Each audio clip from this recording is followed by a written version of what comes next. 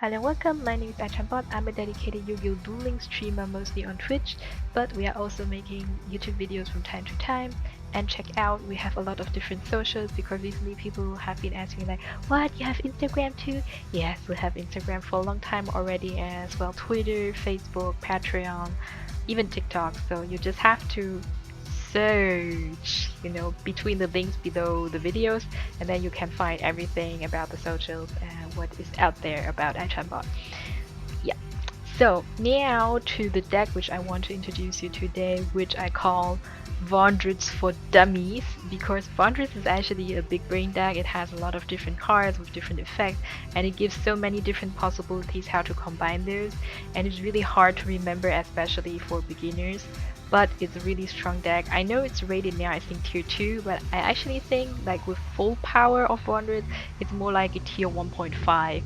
But today I'm going to show you like a beginner's version of Vendread, so you can get into the feeling of the Vendread cards and then make your own version out of it, with where you can like combine all the Vendread cards which are out there, because today I'm just going to show you a limited version with how to say, a smaller pool of cards from the Wanderers which we will be using, and I would just be ignoring all the other Wanderer cards out there. So let's go straight into the deck. So this is the Wanderers for Beginners, or Wanderers for Dummies deck I'm calling it. As you can see here, we have only 2 Slayers and 2 Executors, so then you can't mess it up with what is ever out there else. I think there's a Battle Lord. Yeah, usually you will have one Battle Lord in the deck, but we just skip this one out. And the same goes for the other Wandered cards like the Revenants and the Hound. I know there's a Nima and there are other cards, but we're just going to ignore them because it's just going to be too many different cards to remember, and so many different possibilities makes it hard to explain the deck and also to play it for beginners. So we are making a beginners friendly or dummy friendly version of Wanderers. That's what we are doing here, okay? So let's begin with the Revenant Slayer, or the Prismatic Slayer I got. Oh, I got the Prismatic Slayer! Hallelujah. So you can ritual summon this card with any Rounded ritual spell once per battle. If this card battles the opponent's monster during damage calculation, is a quick effect. You can banish one zombie monster from your graveyard, which could be any of the other decks, which could be any of the other cards. Banish one zombie monster from your graveyard. This card gains 300 attack, so the 2400 can be boosted up to 2700, and so on and so on. So it depends on how many zombie monsters you have in your graveyard. You can just add it. And the 300 attack stays not only for one turn but over time. If this ritual summon card is sent to the graveyard, you can add one ritual spell from your deck to your hand, and if you do, send one bonded monster from your deck to the graveyard. You can only use the effect of Wandered Slayer once per turn.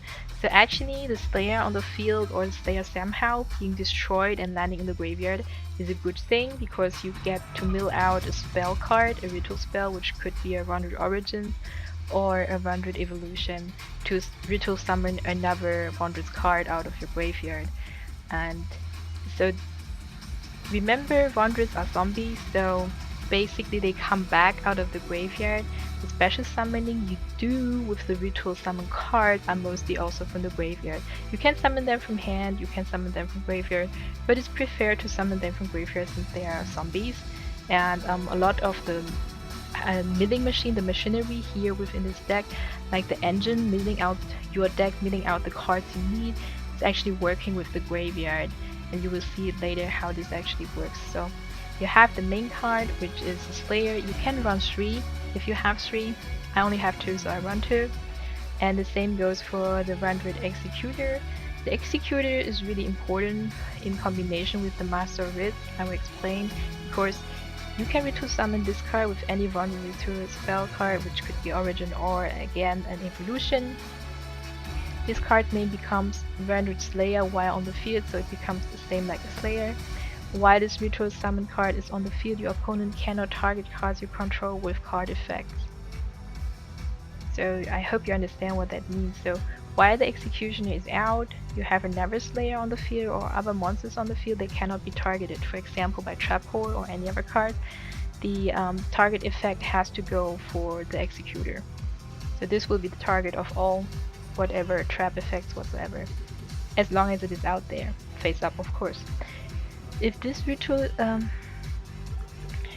yeah, with effect except this card. If this ritual summon card is destroyed by battle or is destroyed by opponent's card effect while in its owner's monster zone, you can add one Vendread card from your deck to your hand. So when this card gets destroyed on the field, you can also pull another card, so it's not so bad even if that one gets destroyed. From your deck to your hand, so you keep milling out more Vendread's cards. You can only use this effect on Vendread Executor once per turn. And if that card gets destroyed and lands in your graveyard, it doesn't matter, you can resummon it. As long as you have ritual spell cards coming in, like 6 of them, you can always resummon those. So don't worry about Slayer or Executioner landing in the graveyard. It's actually the place where they are supposed to be, since those are zombies, okay? They come out of the grave. It's easy to remember that way. Then we have the Gishki chain. You could use the Gishki chain, but you could also... I heard you can also use the Sendry. If you don't have the Sendry, use a chain. If you have a chain, use... yeah, don't trade it for Sendry. I'm already used now to the chain. So...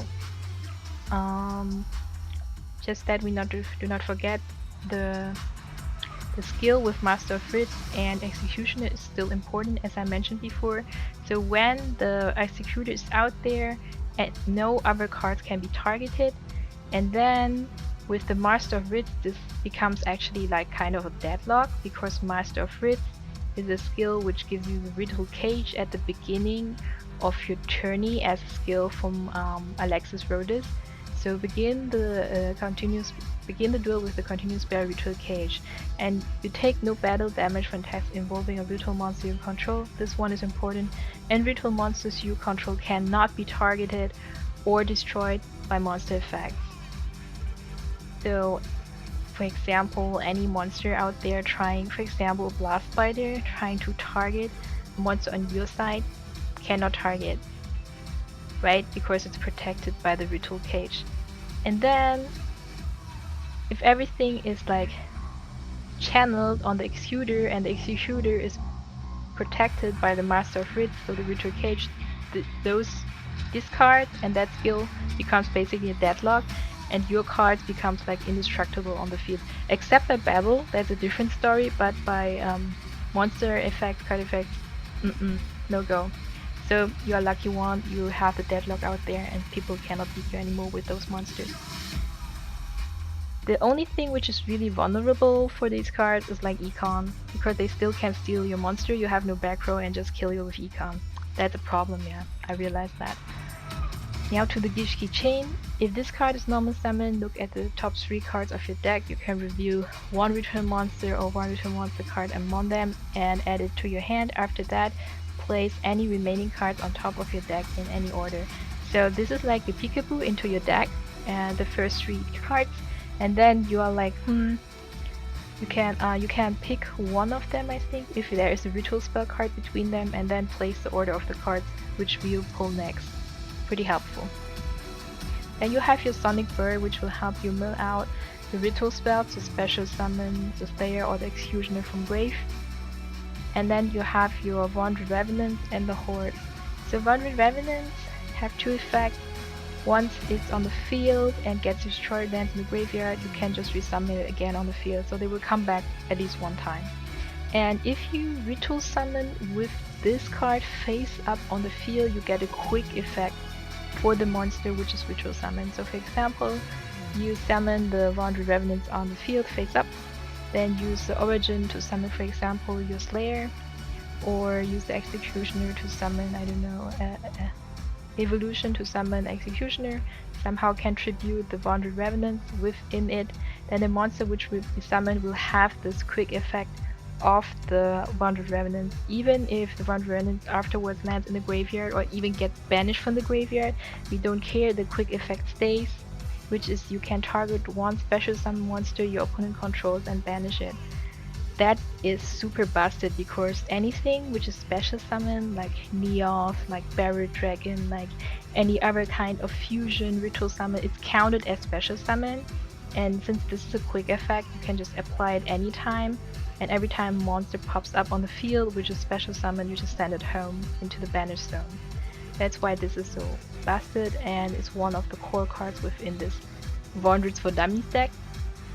And not to forget, we have the Vendread Hound Horde. This is another zombie. This is another zombie monster. It has no attack, but a lot of defense.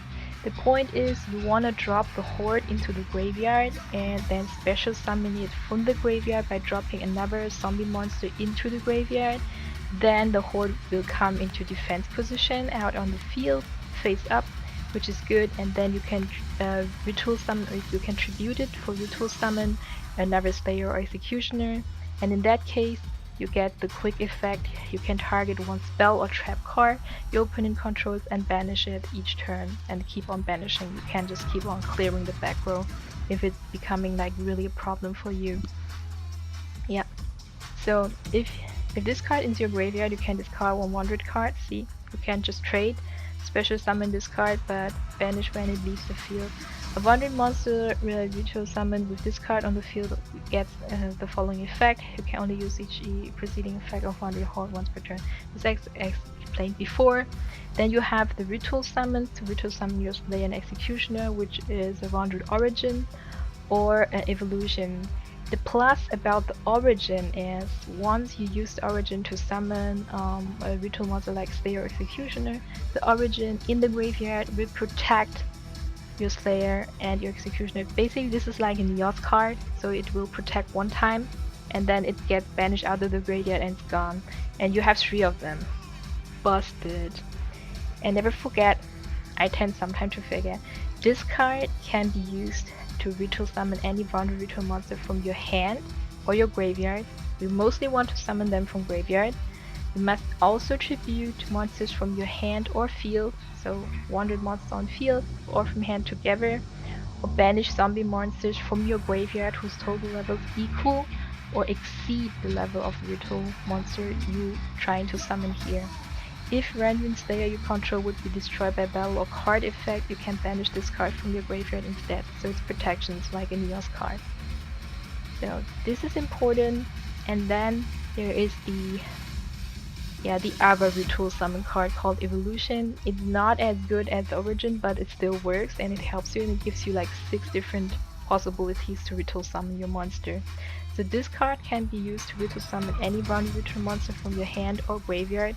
So mostly we're going for graveyard again. You must also tribute monsters from your hand or field, or send Vendread monster from your deck to the graveyard, so you can mill out your deck.